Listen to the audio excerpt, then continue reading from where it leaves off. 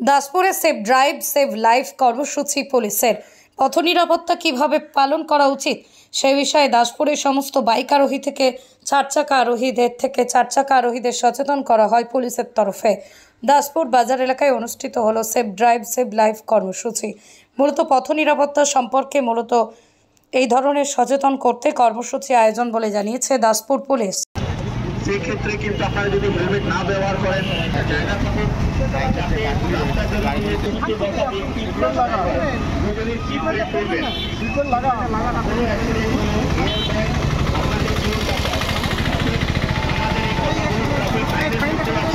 আপনারা সবাই জানেন ট্রাফিক আইন কি বলে, সেটাকে অক্ষরে অক্ষরে পালন করে আপনারা নিজের জীবন বাঁচান, অপরকে সুরক্ষিত করুন, কোনো রকমের কোনো ওভারটেকিং করবেন না।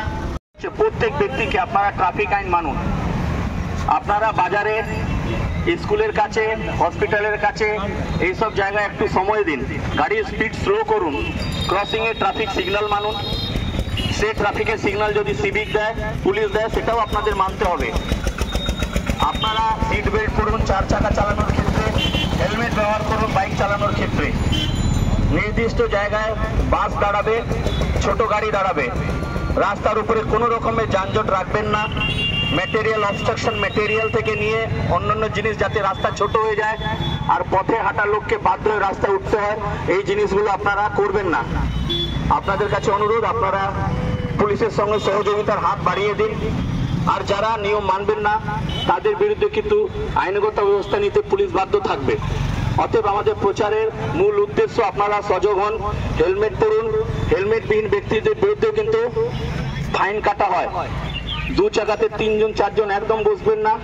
আপনাদের বারে বারে বলা হচ্ছে সজাগ সতর্ক হন, কারণ আপনাদেরকে সতর্ক করার উদ্দেশ্য আপনাদের জীবন বাঁচানো, আপনাদের বাড়ির লোকের কাছে আপনাদেরকে সুরক্ষিত পাঠিয়ে দেওয়া। আপনার জীবনের দায়িত্বে কিন্তু আপনিও আছেন। শুধু পুলিশের দায়িত্ব না যে মানুষের জীবন বাঁচানোর জন্য রাস্তায় নামবে।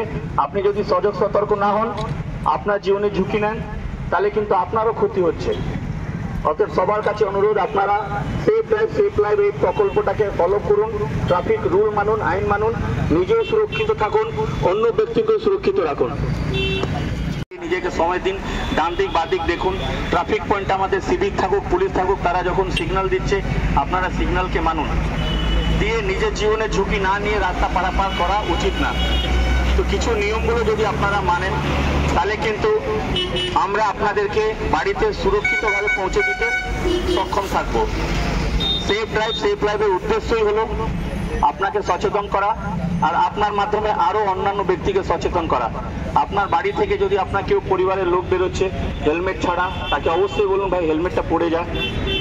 4 চাকা চালাচ্ছেন, সিট বেল্ট থাকলে আপনার অ্যাক্সিডেন্টে কবলে পড়লে হয়তো এয়ারব্যাগ খুললে বেঁচে যাবেন। এরকম অনেক ঘটনা হয়, মানুষ বেঁচে যায়, নালে কিন্তু আবার মৃত্যু হচ্ছে। অতএব ট্রাফিক আইনগুলো মানুন, সিগন্যাল যেখানে থাকে সিগন্যালে দাঁড়ান, রেসারেসি করবেন না, সিট বেল্ট পরুন, হেলমেট পরুন, মদ্যপ্ত অবস্থায় গাড়ি চালাবেন না। ওয়ান ওয়ে রোড যখনই হচ্ছে ওখানে কিন্তু একটু সময় দিন। যেখানে ডাবল লেন আছে, গাড়ি আসছে যাচ্ছে, সেখানে কিন্তু ওভারটেক অযথা করবেন না। ওভারটেক করতে গিয়ে অনেক জায়গায় ঘটনা ঘটছে। তো সবাইকে আমরা অনুরোধ করব, আপনারা এগিয়ে আসুন, সচেতন হন, ট্রাফিক আইন মানুন, আর সবাইকে সময় দিতে হবে নিজের জীবন বাঁচানোর জন্য, অন্য জীবন বাঁচানোর জন্য। ধন্যবাদ। রাস্তায় দাঁড়িয়ে একেবারে হেলমেট পরার জন্য আবেদন করছে এবং অপরদিকে থানার আধিকারিক উনি হেলমেট পরা আবেদন করছে মাইক্রোফোনে, কি বলবেন? এটা খুব ভালো কাজ হচ্ছে, আমাদেরও এটা সতর্ক হয়ে যাওয়া খুবই দরকার, খুবই ভালো কাজ করছে। আগামী দিন আজকে এর পর থেকেই হেলমেট পরেই ব্যবহার করবো রাস্তায়। আমার নাম দেবাশিস শাসন। এবং বাকিদেরকে আহ্বান জানাবেন যারা? অবশ্যই জানাবো, অবশ্যই জানাবো। বাড়ি কোথায় আপনার? লাউদা।